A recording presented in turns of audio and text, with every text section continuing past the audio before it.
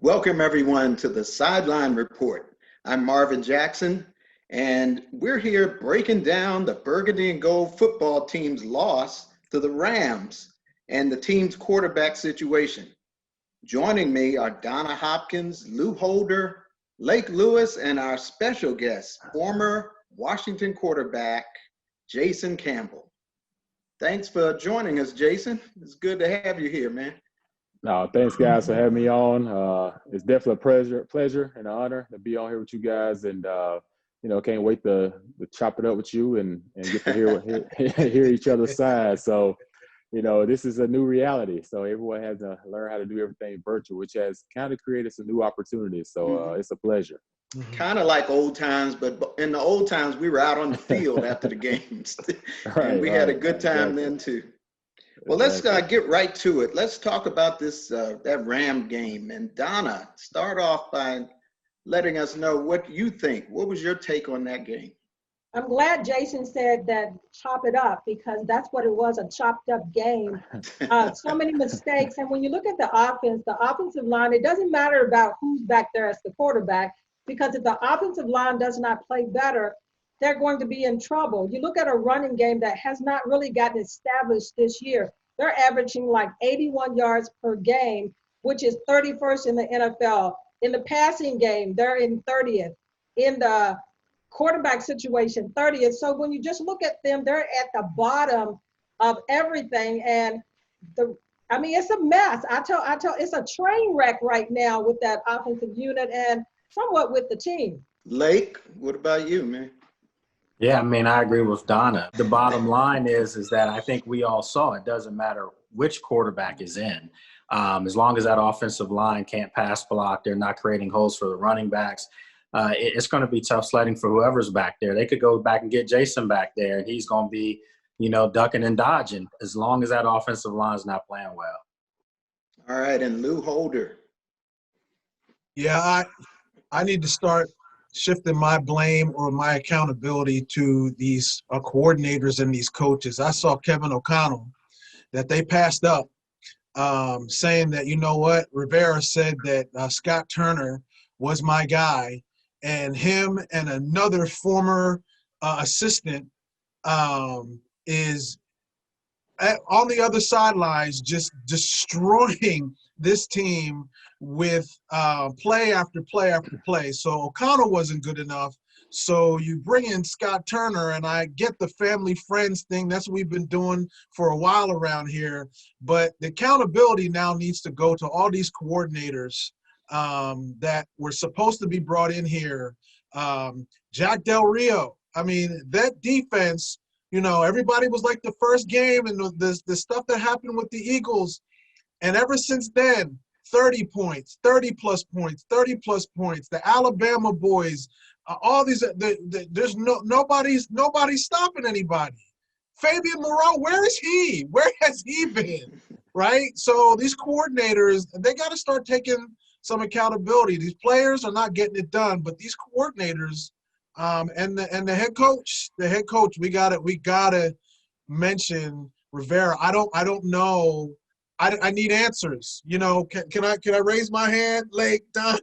I need answers. Everything's new each week. I don't know what is he saying. Is it make sense? It's just a bunch of confusion, like Donna and Lake said. A bunch of confusion. Jason, you have been doing post-game analysis, and talk about your take on that game and that quarterback situation. The defense gave up a lot of points, but the quarterback situation might have had a lot to do with that, right? Well, Marvin, I'm going to echo everything everybody just said. When you think about this football team, football has to be built from the inside out. Everyone keeps thinking that you can throw skilled guys out there on the field and things are just going to happen. That's just not how it's supposed to be. If you look at all the great teams and their quarterbacks, what they have in front of them, they have a wall, and that wall is built by those five guys called the offensive linemen. And we have yet to piece together five great offensive linemen playing together each and every week on a consistent basis. And then you look at the defensive side of the ball. They're giving up a bunch of big plays early in the games. And You can call it maybe a lack of communication, or you can call it maybe not being where you're supposed to be when you're supposed to be there. But when you get behind 10 points and 17 points in these ball games, and you're dealing with an offense who are that's barely scoring points, you're putting a lot of pressure on both sides of the ball, because defensively you can't blitz like you want to, because you're trying to keep the games relatively close, because offensively you're not stretching the field yet. And then offensively, you got to be able to run the football. If you can't run the football in the National Football League, it's going to be a long day. And you think about this offense and the quarterback situation. I said this last week on the post game. I said it's still the same struggles from week 1 to week 4. And I said it doesn't matter who you plug in at quarterback.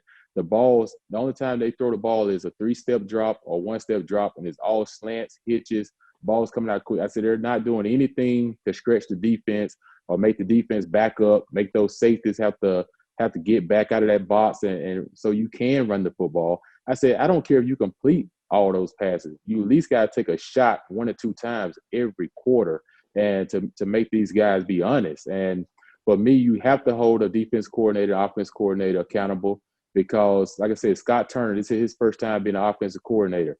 I said there was no OTAs, there was no mini camps, there was no training camps. I said for Haskins to have to learn this new offense, I said the first 4 games was a preseason to him. I said for him to have an opportunity to learn.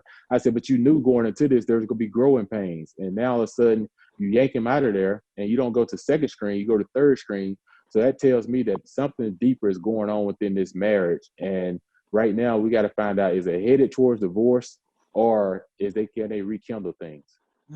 Lake, you're out there quite a bit. We got about another couple minutes here in this segment. Lake, tell me what you feel when you're out there as far as that quarterback situation.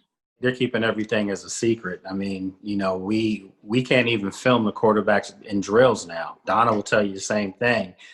They don't want us to give any kind of, competitive advantage to their opponent. And I've always said, there's not too much things you're doing secretively that has worked for you. So it's not like I'm giving away anything competitively. I just don't understand the move here with Haskins. You just told us 2 weeks ago to stick with this guy. He's going to have some growing pains. We're going to watch him grow on the spot. That's what he said. Rivera said, and then 2 weeks later to pull him after he had perhaps his best game statistically against Baltimore, it just didn't make sense to me at all, and it still doesn't. Donna, you and Lake, you've seen Kyle Allen out there practice. How does he look at practice? Well, before last week, he wasn't going against the first unit. Okay. So it's hard to tell exactly what he looks like until we saw him on this past Sunday. So to me, it's just a big question mark pertaining to all the quarterbacks right now. I mean, Alex Smith, a great story for him to come back. But right now, I just don't think that they've got a solid person. And the quarterback, how goes the quarterback, goes that offense too. Even if the offensive line is not doing what they're supposed to do and blocking well, the quarterback still has to be solid in that position. And it looks shaky to me right now. So it's question marks on all 3 quarterbacks to me. All right. Okay, Luke, you got No, I was just going to say. Got a few seconds. I was just going to say, Coach Rivera said the reason why he didn't put Allen back in was because of an abundance of caution for Allen. But what about the abundance of caution for Alex Smith, who was coming in after all of those surgeries? I mean, it just seems that I don't understand the whole dynamic between all 3 of the quarterbacks and the head coach. There's just a lot of questions. We'll come back and we're going to talk a little bit more about that quarterback situation. But we're going to take a break right now, and we'll come back with Lou, Donna, Lake, and Jason Campbell. Don't go away.